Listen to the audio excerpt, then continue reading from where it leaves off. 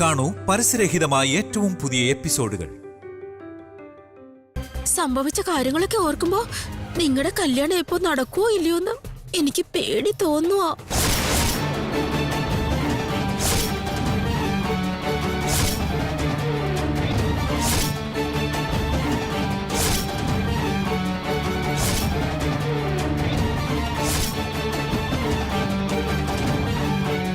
കല്യാണ വീട് മരണ വീടായി പോകുമെന്ന് ഓർത്തിട്ട് എനിക്ക് പേടിയാവാ.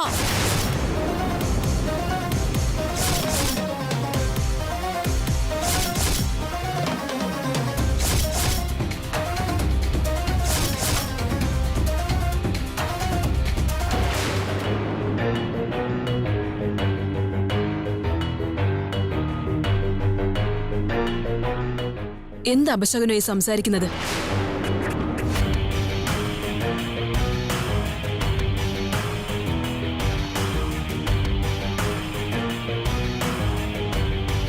അവർ രണ്ടുപേരുടെയും കല്യാണം തീരുമാനിച്ചു കഴിഞ്ഞു. അതുകൊണ്ട് നന്നായി നടക്കണമെന്ന് ചിന്തിക്ക്. മരണവീടായി മാറുന്നൊക്കെ ഇങ്ങനെ അപശകുനമായി സംസാരിക്കുന്ന എന്തിനാ? ഇവൾ ഒരു സമയത്ത് ഒരു കാര്യവും നന്നായിട്ട് എടുക്കില്ല. എല്ലാ കാര്യത്തെക്കുറിച്ചും മോശമായിട്ടേ സംസാരിക്കൂ. ഈ കല്യാണത്തിന് താല്പര്യമില്ലാത്ത പോലെയാ സംസാരിക്കുന്നത്. അതുകൊണ്ടാ ഇവരെ വീട്ടിനകത്ത് കയറ്റണ്ടെന്ന് ഞാൻ എല്ലാവരോടും പറഞ്ഞത്.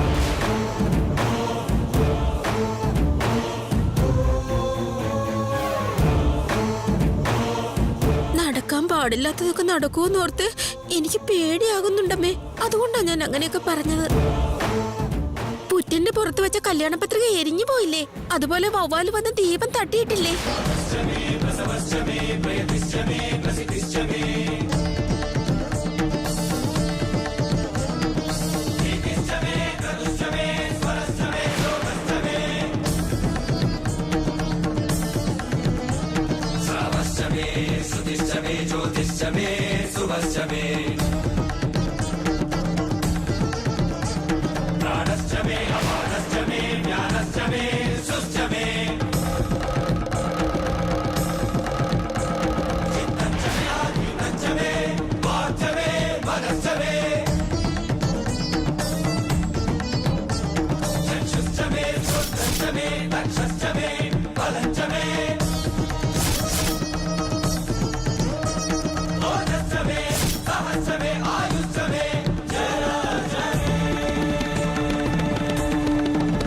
ഇപ്പോഴാണെങ്കിൽ കഴുകൻ വന്ന് ഇവരെ ഉപദ്രവിക്കുകയും ചെയ്തു.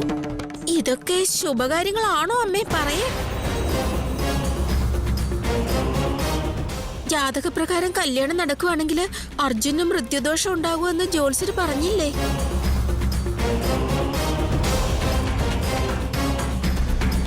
ഈ ഒരു കാര്യത്തിൽ ജാതകം എന്ത് പറയുന്നു അത് ചെയ്യണം.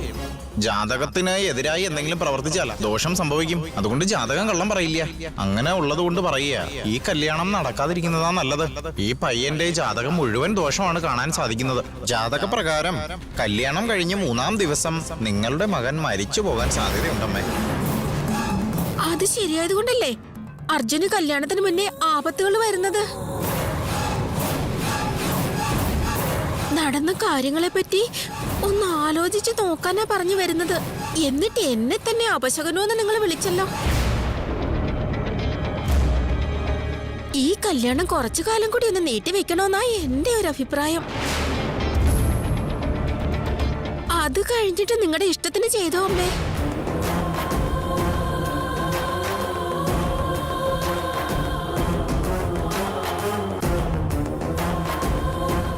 നിന്റെ ഐഡിയ സൂപ്പർ ആയിട്ടുണ്ടല്ലോടി. ഒരു മുഴം മുമ്പേ നീട്ടി എറിയണോന്ന് പറയുന്നത് ഇതന്നെയാ. ഇവിടെ സംഭവിക്കുന്നതൊക്കെ കാണുമ്പോ എനിക്കൊന്നും അങ്ങോട്ട് മനസ്സിലാവുന്നില്ല മുത്തശ്ശി.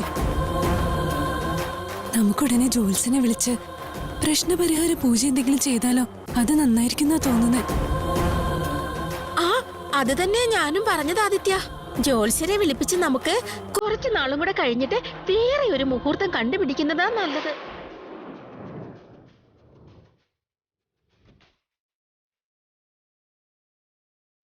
ജ്യോത്സ്യരെ തിരികെ വിളിച്ച് കല്യാണ തീയതി മാറ്റേണ്ട ആവശ്യമുണ്ടെന്ന് തോന്നുന്നില്ല.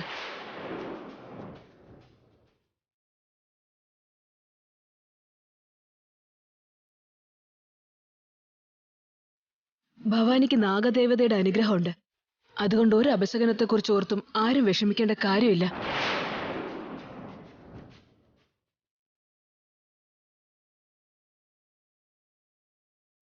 പഴയ മുഹൂർത്തത്തില് കല്യാണം നടക്കട്ടെ.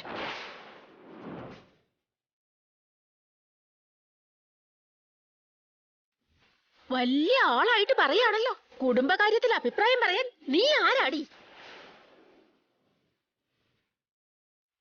നല്ല കാര്യങ്ങൾ പറയാൻ വീട്ടുകാർ തന്നെ ആകണമെന്നില്ല. ആർക്ക് വേണമെങ്കിലും പറയാം. എന്നോട് അധികം സംസാരിക്കാൻ നിൽക്കണ്ട.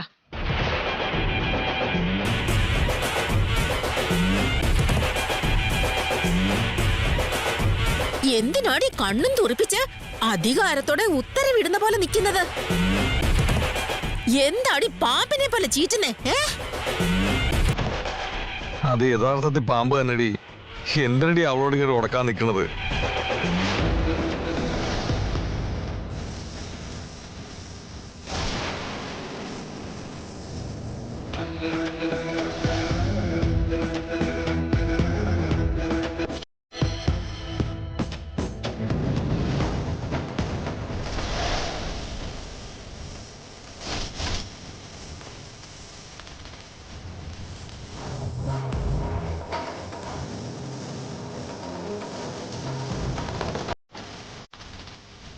വെറുതെ ഒരു മാസ് ഡയലോഗ് അടിക്കാന്ന് കരുതിയപ്പോ ഇവള് പാമ്പായോ? ഇനി എനിക്ക് എന്തെങ്കിലും കുഴപ്പമുണ്ടോ?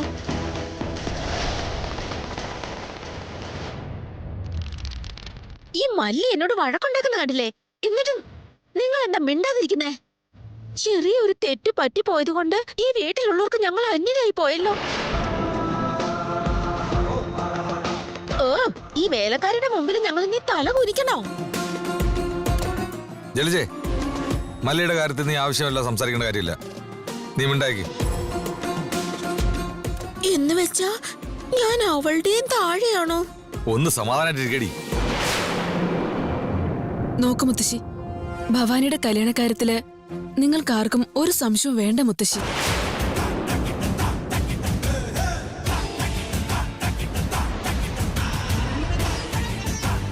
നിങ്ങൾ വിശ്വസിക്കുന്ന നാഗദേവത നിങ്ങളെയൊക്കെ സംരക്ഷിച്ചോളും.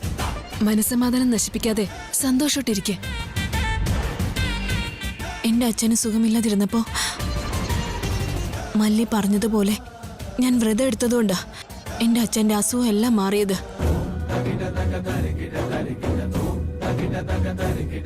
അതുകൊണ്ട് ഞങ്ങൾക്ക് സംഭവിച്ചതോർത്ത് നിങ്ങൾ സങ്കടപ്പെടേണ്ട ഒരു കാര്യവുമില്ല.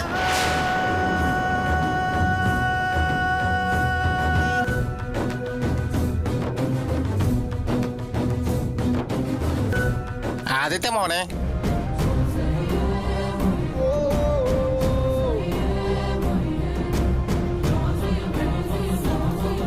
മുത്തശ്ശി, തട്ടാര് വന്നിട്ടുണ്ട്.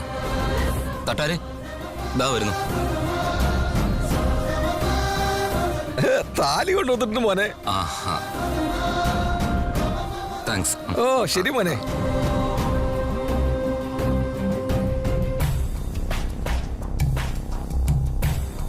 അപ്പച്ചി, ഭവാനിക്ക് വേണ്ടി ഞങ്ങൾ പണിയിപ്പിച്ച താലിയാ.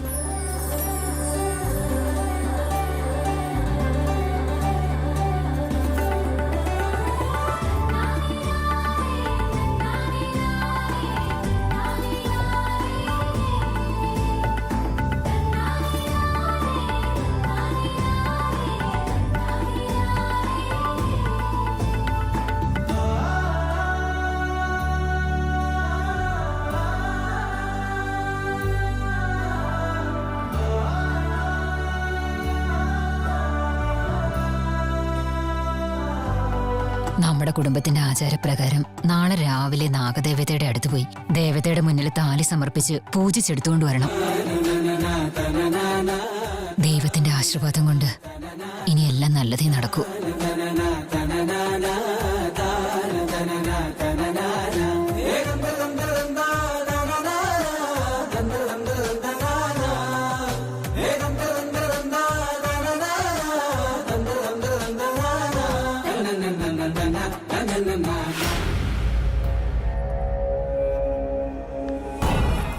കല്യാണം ഒന്ന് മുടക്കാൻ വേണ്ടി എനിക്ക് ചെയ്യാവുന്നതൊക്കെ ഞാൻ ചെയ്യുന്നുണ്ട്.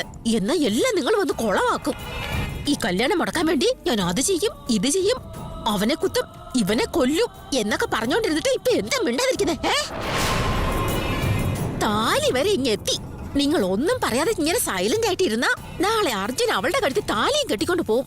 പിന്നെ നമ്മളെല്ലാരും കൂടെ ഹരേ രാമ ഹരേ കൃഷ്ണ എന്നും പറഞ്ഞ് ഏതെങ്കിലും ക്ഷേത്രത്തിന്റെ നടയിൽ പോയി പിച്ച തിണ്ടേണ്ടി വരും.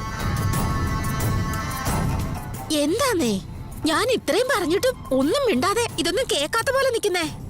ഞാൻ എന്ത് പറയണമെന്നാ നീ പറയുന്നേ?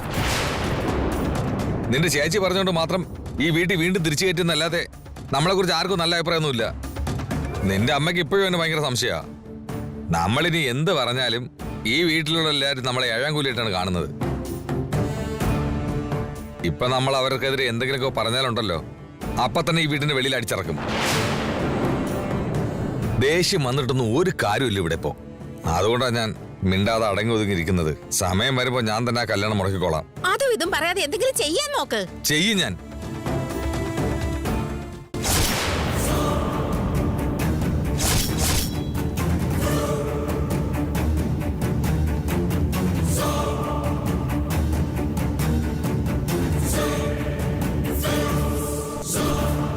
അതൊക്കെ പോട്ടെ, ഈ വീട്ടിലുള്ളവരെന്തിനാ ഈ മല്ലി എടുത്ത് തലേ വെച്ചിരിക്കുന്നേ? അവളെന്താ എല്ലാ കാര്യത്തിലും അഭിപ്രായം പറഞ്ഞു ഈ നാട്ടിലെ പ്രമാണിയെ പോലെ നിന്നും നമ്മൾ പറയുന്നതിനൊക്കെ തടസ്സം പറഞ്ഞുകൊണ്ടിരിക്കുന്ന എന്തിനാ? സത്യത്തിൽ ഈ മല്ലി ആരാ?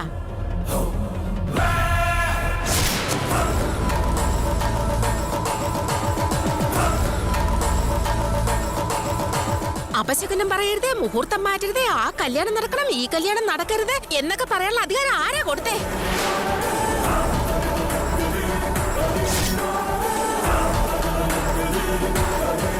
ഒട്ടും പേടിയില്ലാതെ എന്റെ കണ്ണിലോട്ടും തുറച്ചു നോക്കി പാമ്പ് ചീറ്റുന്ന പോലെ ചീറ്റിയേ. അവളെ നാഗദേവതയ്ക്ക് സമമായിട്ട് കണ്ട് അവള് പറയുന്നതെല്ലാം ശരിയെന്നും പറഞ്ഞ് അവളെ ചുറ്റി നിന്ന് തലയാട്ടിക്കൊണ്ടിരിക്കും. അവളെ എന്റെ കൈ കിട്ടിയോ? ഞാനിപ്പോ എന്തിനാ മിണ്ടാതിരിക്കുന്നേ? എനിക്ക് ദേഷ്യം വന്നുണ്ടല്ലോ. ഈ മല്ലിയൊക്കെ എന്ത് ചെയ്യുമെന്ന് എനിക്ക് പോലും അറിയില്ല. ഞാനൊരു കാര്യം പറയാം. എന്തിനാണ് നീ ആ മല്ലിയോട് പ്രശ്നം ഉണ്ടാക്കുന്നത്? മിണ്ടാതിരിക്കടി. അവള് പാമ്പിനെ പോലെ ചീറ്റിക്കൊണ്ടാ എന്റെ മുന്നിൽ വന്ന് നിന്നത്. എന്നിട്ട് ഞാൻ മിണ്ടാതിരിക്കണോ? അവളെ ഞാൻ കൊന്നു കളയും. ഇനി നിങ്ങൾ മല്ലിക്ക് സപ്പോർട്ടും പറഞ്ഞോണ്ട് വന്നാ വെറുതെ ഇരിക്കില്ല ഞാൻ, പറഞ്ഞേക്കാം. നിർത്തടി. നീ ആ മല്ലിയെ പറ്റി പറയുന്നത് നിർത്തിയിലും കൊണ്ടല്ലോ നിന്നെ കൊന്നുകളയും ഞാൻ.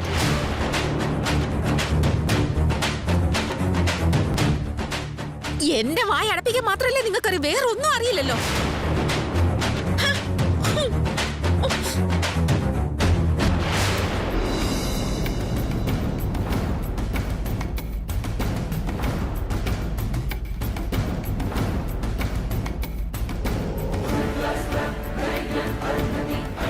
മല്ലി, അത് പിന്നെ ജലജ സംസാരിച്ച വലിയ കാര്യമായിട്ട് എടുക്കല്ലേ. അവള് പെട്ടെന്നുള്ള ദേഷ്യത്തിൽ പറഞ്ഞതാ. അവള് പണ്ടേ ഒരു മുൻകോപിയാണെന്ന് അറിയാലോ. അവള് പറഞ്ഞ അത്ര കാര്യമായിട്ടൊന്നും എടുക്കണ്ട കേട്ടോ. അവള് പറഞ്ഞതൊക്കെ തെറ്റ് തന്നെ. അവളോടൊന്ന് ക്ഷമിക്കണേ മല്ലി. ഇപ്പൊ നിനക്കും നിന്റെ ഭാര്യയ്ക്കും എന്തെങ്കിലും ശിക്ഷ ഞാൻ തന്നാൽ അത് വേറൊരു അപശകനമായി അവരെ വിചാരിക്കും. ആവശ്യമില്ലാതെ അവരെല്ലാരും ഭയപ്പെടും. അതുകൊണ്ടാണ് ഞാൻ ക്ഷമിക്കുന്നത്. ഇനി ഒരിക്കൽ കൂടി നിന്റെ ഭാര്യ കല്യാണം മുടക്കാൻ ശ്രമിച്ചാല് പിന്നെ നിന്റെ മകനും അമ്മയും നിനക്ക് ഭാര്യയില്ലാതാകും. അത് നീ മറക്കണ്ട.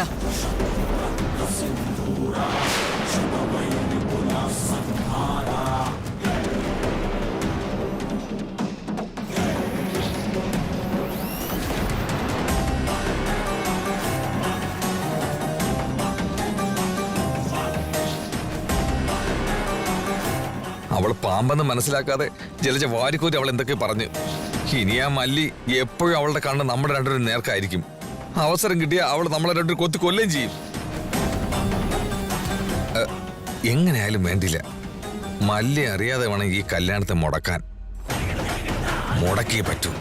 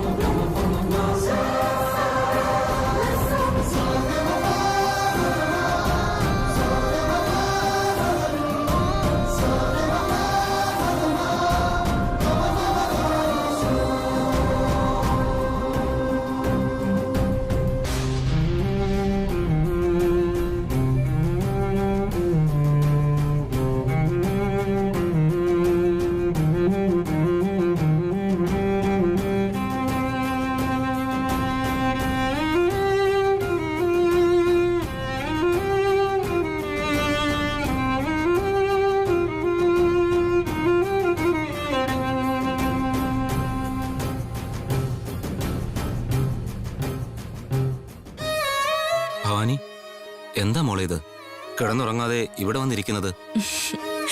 ഒന്നുമില്ല ഏട്ടാ, ഏട്ടൻ ഉറങ്ങിക്കോ. അയ്യോ, എന്താ മോളെ ഇത്? പോയി ഉറങ്ങാ.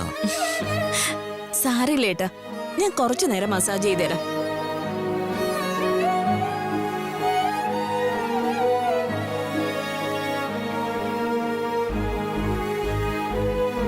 മോളെ വേണ്ടാന്ന് ചേട്ടൻ പറഞ്ഞില്ലേ? പോയി കിടന്ന് ഉറങ്ങുന്നേ. ഏട്ടാ, ഏട്ടൻ എന്താ പറഞ്ഞ മനസ്സിലാവാത്തെ? ഓ ചേടാ, ഇത് കൊള്ളാലോ. കൗസല്യ, എന്റെ അനുജത്തി എന്റെ കാല് തടവുന്ന കണ്ടോണ്ടിരിക്കാണോ നീ? വേണ്ടാന്ന് പറഞ്ഞൂടെ നിനക്കാ? ഞാൻ വേണ്ടെന്ന് പറഞ്ഞ അവള് കേൾക്കോ? നിങ്ങള് ചേട്ടനും അനിയത്തിയും തമ്മിലുള്ള സ്നേഹത്തിനിടയിൽ എന്നെ വലിച്ചിടല്ലേ?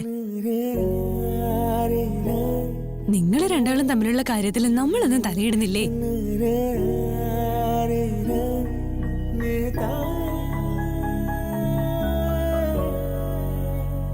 എന്റെ കല്യാണത്തിന്റെ ഉത്തരവാദിത്വം ഏട്ടന്റെ തോളിലാണെന്ന് എനിക്കറിയാം.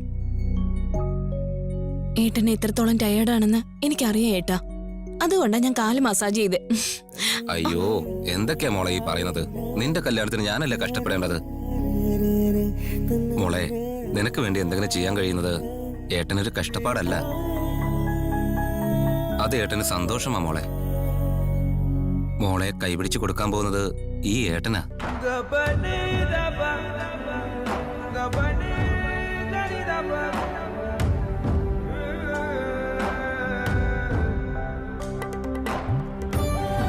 അച്ഛൻ എന്റെ കല്യാണം നടത്തണമെന്ന് എന്തുമാത്രം ആഗ്രഹിച്ചിരുന്നു.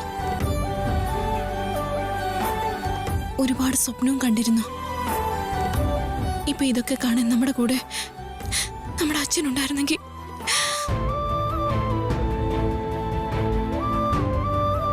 ശരിയാ മോളെ,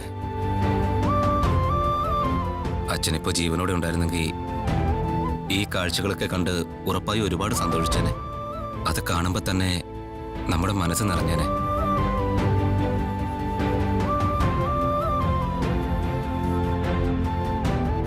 നമ്മുടെ വംശത്തിന്റെ പാരമ്പര്യത്തിന് വേണ്ടിയിട്ട് നമ്മുടെ അച്ഛൻ ഒരുപാട് കഷ്ടപ്പെട്ടിട്ടുണ്ട്. നമുക്ക് വേണ്ടിയും ഈ നാടിനു വേണ്ടിയും ഒരുപാട് കഷ്ടപ്പാടും ത്യാഗവും അനുഭവിച്ചിട്ടുണ്ട്. അങ്ങനെ ഒരാളെ നമുക്ക് അച്ഛനായി കിട്ടിയതില് നമ്മൾ ഉറപ്പായും പുണ്യം ചെയ്തിട്ടുണ്ടാവണം മോളെ. അച്ഛനെ അവസാന നിമിഷം പോലും എനിക്കൊന്ന് കാണാൻ കഴിഞ്ഞില്ല. എല്ലാം എന്റെ വിധിയാണ് മോളെ. അക്കം പക്കം കൂടല്ലോ, ഉയരെ ഓരം വിളിമാമനുണ്ടേ, കളിയും ഞാലാടാൻ കൂട്ടിനുണ്ടേ, മിന്ന മിന്നീരാരോ കണ്ണിൽ മിന്നി. ഇങ്ങോട്ട് നോക്കി, അച്ഛനില്ലെന്ന് നമ്മൾ പറയാൻ പാടില്ല മോളെ. അച്ഛന്റെ അനുഗ്രഹം, ആഗ്രഹം, അച്ഛന്റെ പ്രതീക്ഷകൾ, അച്ഛന്റെ സ്നേഹം എപ്പോഴും നമ്മുടെ കൂടെ ഉണ്ടാവും മോളെ. എപ്പോഴും കൂടെ ഉണ്ടാവും. കുഞ്ഞുനാള് മുതല് നിന്നെ ഞാൻ എന്റെ അനുജിത്തിയായിട്ടല്ല, എന്റെ ജീവനെ പോലെയാ കാണുന്നത്. അങ്ങനെ ജീവനായ നിന്റെ കല്യാണം നടക്കുമ്പോ എനിക്ക് എന്തുമാത്രം സന്തോഷമുണ്ടെന്ന് അറിയാവോ? അതുകൊണ്ടാ എല്ലാ ജോലിയും ഞാൻ തന്നെ ഏറ്റെടുത്ത് ചെയ്യുന്നത്. ഒരുപാട് ലേറ്റായി, പോയി കിടന്നുറങ്ങാം. Good night. ഗുഡ് നൈറ്റ് ഏട്ടാ.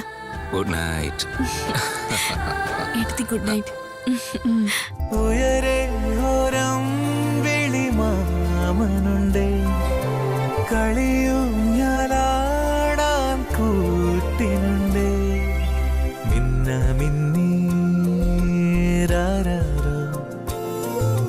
കണ്ണിൽ മിന്നി ആരാരോ നിന്നോടൊപ്പം എന്നെന്നും അക്കം പക്കം കൂടാലോ.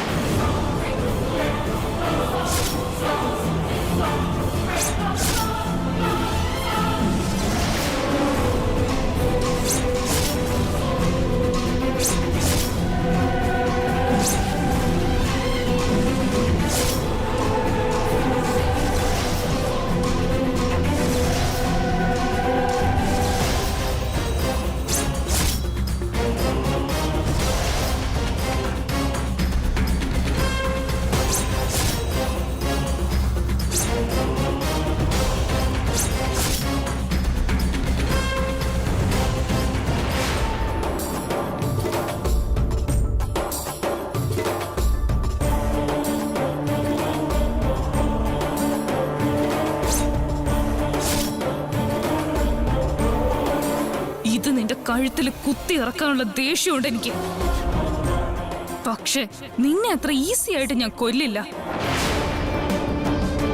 നിന്റെ കുടുംബത്തിലുള്ളവര്, നിന്റെ രക്തവുമായി ബന്ധമുള്ള ഒരാള്, അയാൾക്ക് മാത്രമേ ആ ക്ഷേത്രത്തിൽ കയറാൻ പറ്റൂ. എനിക്ക് ആ ക്ഷേത്രത്തിൽ കയറണമെങ്കിൽ നിന്റെയൊക്കെ സഹായം വേണം. ആ ഒരൊറ്റ കാരണം കൊണ്ടാ നിന്നെയൊക്കെ കൊല്ലാതെ വിട്ടിരിക്കുന്നതെന്ന് നിനക്ക് നന്നായിട്ട് അറിയാം.